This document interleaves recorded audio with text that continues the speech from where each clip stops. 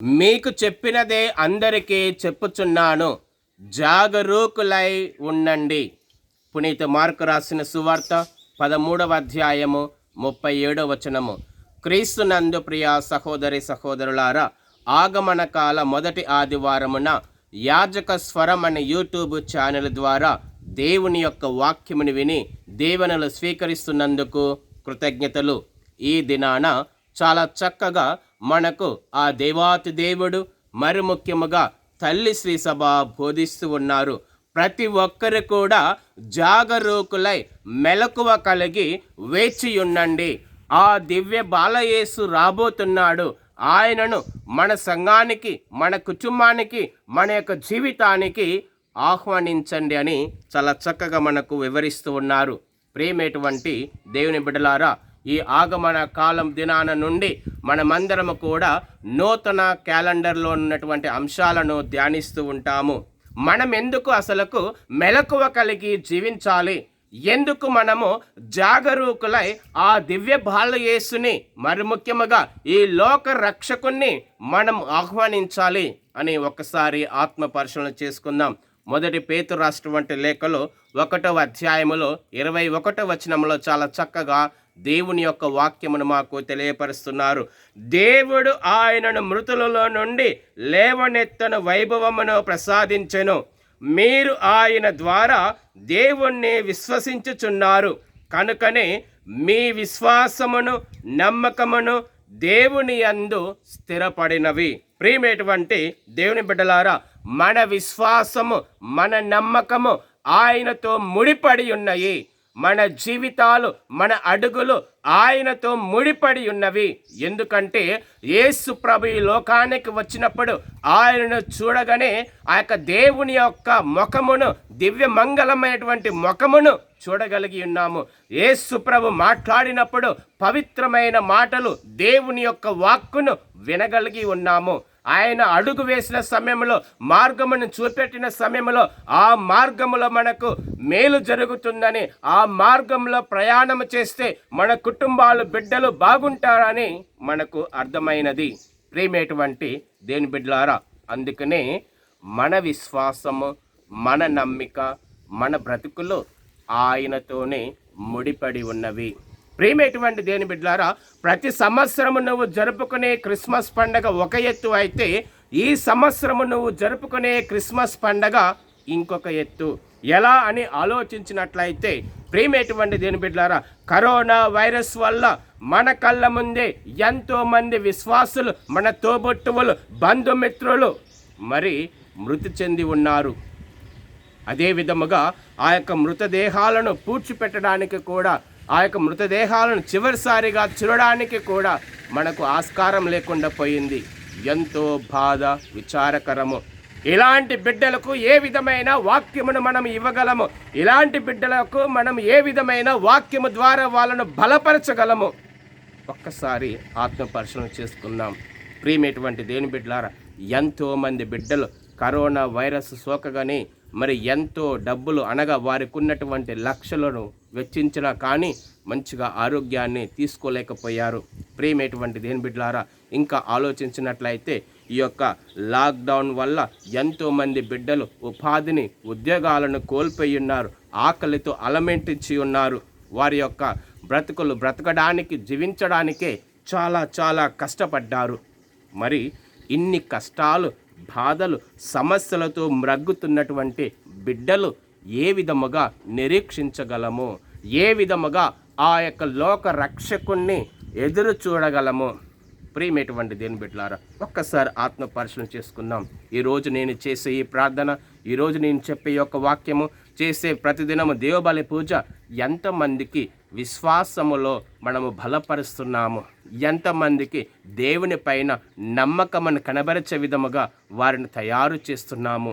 ఒక్కసారి ఆత్మ పరిశీలన చేసుకోవాలి.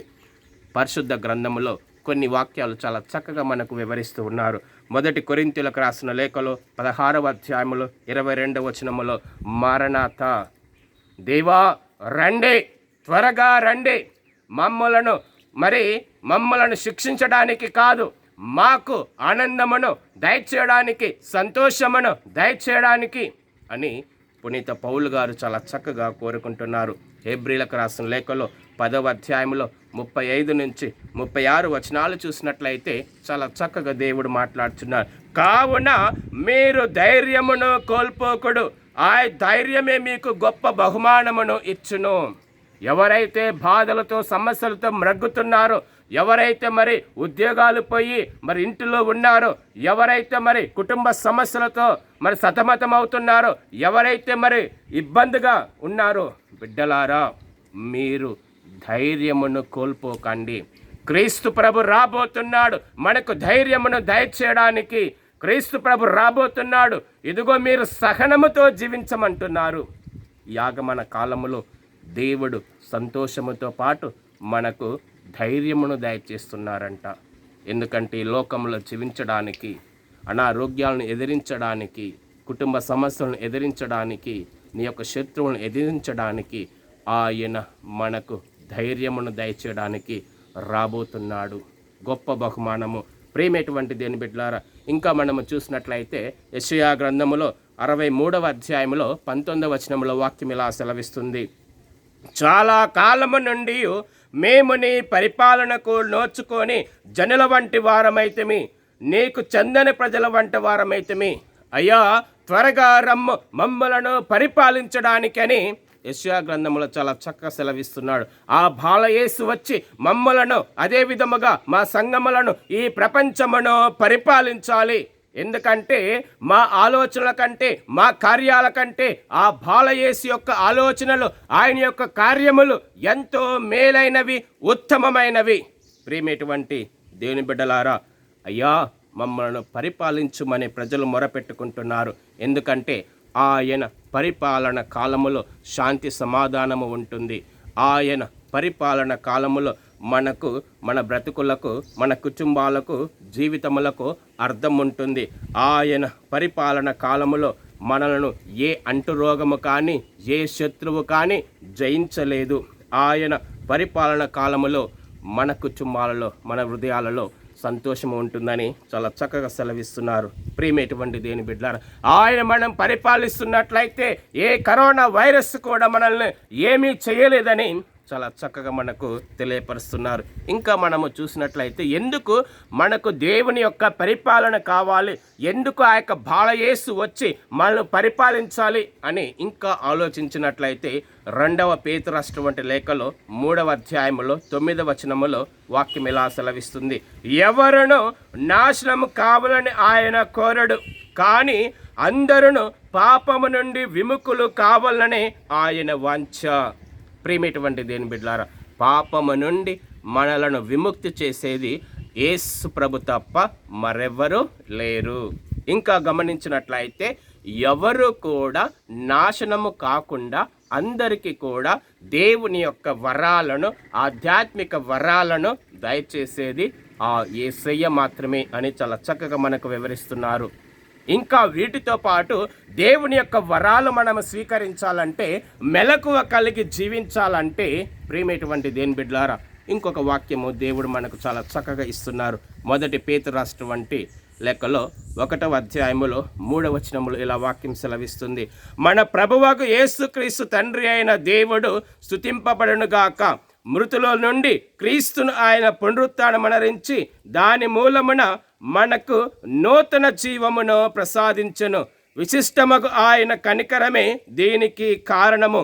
ఇది మనలను సజీవమగు నిరీక్షణలో నింపును. ప్రియమైనటువంటి దేని బిడ్డలారా, దేవుడు రాబోతున్నాడు మన మధ్యలోనికి. దేవుడు రాబోతున్నాడు దేనికి అంటే మనకు నూతన జీవితమును దయచేయడానికి.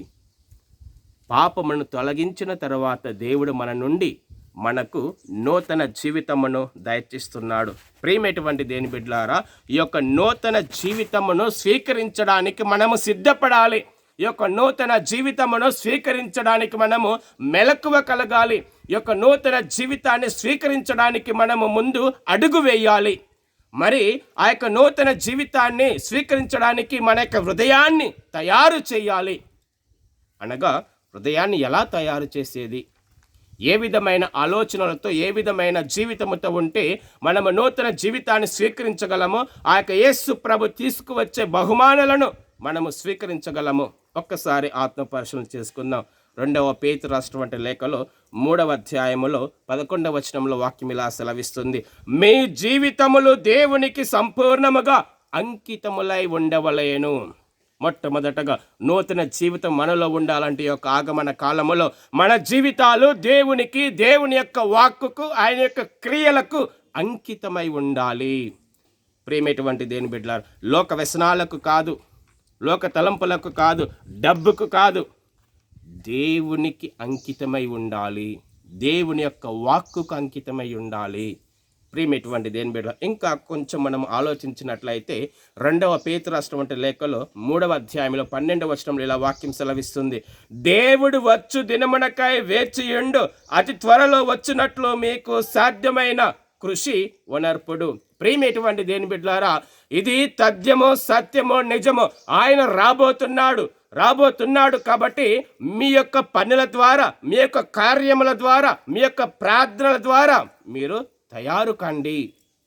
నీకు ఏది సాధ్యమో ఆ విధముగా తయారుక దేవుణ్ణి ఆహ్వానించడానికి, మరి ముఖ్యముగా ఆయన కోసం ఎదురు చూస్తున్న సమయంలో ప్రియమైనటువంటి దేని బిడ్డలారా, ఎలా చిన్న చిన్న కార్యాలు చేయమంటున్నారు, ఏమి చేయమంటున్నారు అని ఆలోచించినట్లయితే మొదటి పేతురు రాసినటువంటి లేఖలో 2వ అధ్యాయంలో 1వ వచనంలో, ఏ మాత్రము అబద్ధము ఆడకుడు, కపటము అసూయ ఉండరాదు, పరదూషణ మానివేయుడు.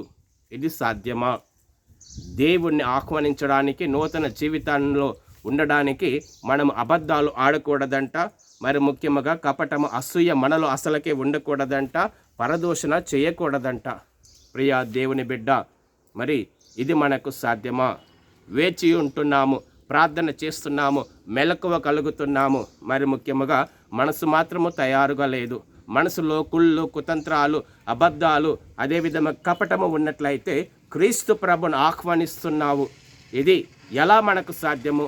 ఇలా మనము కపటముతో, అబద్ధాలతో, అసూయలతో, పగలతో, ద్వేషాలతో, మరి వ్యసనాలతో ఉండి దేవుణ్ణి ఆహ్వానించినట్లయితే ఆ దేవాతి దేవుడిచ్చే ఆ దివ్య వరాలు మనము స్వీకరించగలమా? స్వీకరించలేము. ప్రియమైనటువంటి దేవుని బిడ్డలారా, ఆత్మ పరిశీలన చేసుకుందాం.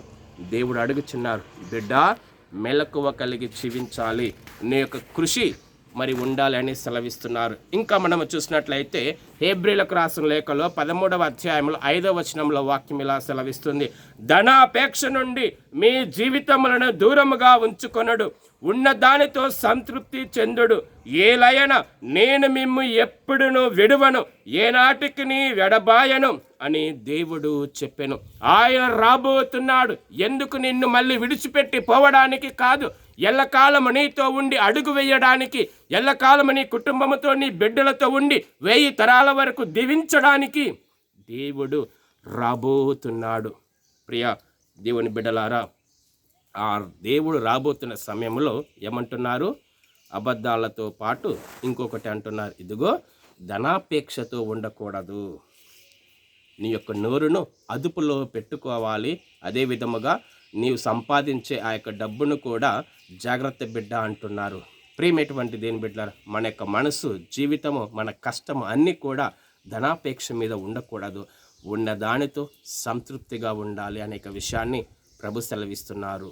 ఇంకా మనము చూసినట్లయితే మొదటి కొరింథీయులకు రాసిన లేఖలో 1వ అధ్యాయంలో 7 నుంచి 8 వచనాలు చూసినట్లయితే ప్రభు సెలవిస్తున్నారు, ఇదిగో నీవు ఖచ్చితంగా ఈ జీవితాన్ని ఈ విధముగా నూతన హృదయముతో, నూతన అడుగులతో ఉన్నట్లయితే, మరి ముఖ్యంగా వేచి ఉన్నట్లయితే దేవుడిచ్చే గొప్ప బహుమానం ఏమిటంటే మొదటి కొరింథీయులకు రాసిన లేఖలో 1వ అధ్యాయంలో 7 నుంచి 8 వచనాలు చూసినట్లయితే వాక్యం ఇలా సెలవిస్తుంది, క్రీస్తు కొరకే వేచి ఉన్న మనకు ఆధ్యాత్మిక వరాలకు కొరత లేదు, కాబట్టి మనము దోషరహితులుగా ఉండాలి.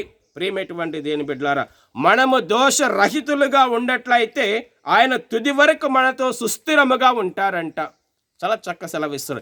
ఈ ఆగమన కాలములో మనలో, మన యొక్క బిడ్డలు, మన యొక్క సంఘము దోషరహితులుగా ఉన్నదా? దోషరహితులుగా ఉన్నట్లయితే ఆ యొక్క బాలయేసు మన కొరకు ఏర్పాటు చేసినటువంటి ఆధ్యాత్మిక వరాలను స్వీకరిస్తాము. ఆ వరాలకు కొరత లేదంట. ప్రియమైనటువంటి దేవుని బిడ్డలారా, ఆ వరాలను మనం స్వీకరించాలంటే మనము వేచి ఉండాలి. మన కార్యాల ద్వారా, మంచి కార్యాల ద్వారా, మంచి మనసు ద్వారా, మంచి అడుగు ద్వారా, మంచిగా ప్రార్థన చేస్తూ ప్రేమతో ఐక్యమత్యముతో ఉంటూ ఆ దివ్య బాలయేసును మనం ఆహ్వానించాలి. ప్రియమైనటువంటి దేవుని బిడ్డలారా, అదే విధముగా మరి యొక్క ఆగమన కాలంలో అందరము కూడా ప్రార్థన చేద్దాం. కరోనా వైరస్తో మరణించినటువంటి బిడ్డలకు ఆత్మ విశ్రాంతి కలగాలని, ఆ యొక్క దేవాతి దేవుడు ఆ యొక్క మహిమగల శరీరములో లీనమయ్యే భాగ్యం వారందరికీ దయచేయమని ప్రార్థన చేసుకుందాం. కనులు మూసుకొని ఒక నిమిషం ప్రార్థించు. పరిశుద్ధులు పరిశుద్ధులు పరిశుద్ధ తండ్రి యేసయ్యా, నీ యొక్క నామానికి కృతజ్ఞతలు స్తోత్రములు తండ్రి. ఇదిగో మరి మేము ఎదురు చూస్తూ ఉన్నాము, మేము జాగరూకులై మెలకువతో ఉన్నాము అనే మాటలతో కాకుండా మా హృదయాలతోటి, మా యొక్క పనులతోటి, మరి ముఖ్యముగా మేము వేసే ప్రతి మంచి అడుగుతూ ఎదురు చూస్తూ ఉన్నాము తండ్రి. మేము ఇన్ని రోజులు అబద్ధాలతో, కోపతాపాలతో, కామల క్రియలతో తండ్రి మా జీవితాలను వ్యర్థపరిచి ఉన్నాము. మా యొక్క సమయమును వ్యర్థపరిచి ఉన్నాము. ప్రార్థించే సమయంలో నిద్రపోతూ ఉన్నాము తండ్రి. మమ్మలను క్షమించుము నాయన. ఇదిగో ఆ రాజు రాబోతున్నాడు, బాలయేసు రాబోతున్నాడు. ఆ యొక్క బాలయేసు మాకు ఆధ్యాత్మిక వరములను దయచేసే విధముగా మా హృదయాలను తయారు చేయడానికి మీ పవిత్రాత్మను మాపై కుమ్మరించమని ప్రార్థిస్తున్నాము అయ్యా. ఆ పవిత్రాత్మ దేవుడు మా పైకి వేంచేసి వచ్చి మాలో మరి ఆధ్యాత్మిక తపన కోసము, మరి ముఖ్యముగా అనారోగ్యముతో బాధపడుతున్న ప్రతి బిడ్డ పైన ఇదిగో మీ యొక్క రక్తమును కుమ్మరించి ఆ బిడ్డలకు మంచి ఆరోగ్యమును దయచేయమని, కుటుంబ సమస్యలతో బాధపడుతున్న ప్రతి ఒక్క బిడ్డకు శాంతిని, సమాధానమును, మంచి ఆరోగ్యమును దయచేయమని మనటువంటి యేసుక్రీస్తును అడిగి వేడుకుంటున్నాం తండ్రి. ఆమేన్.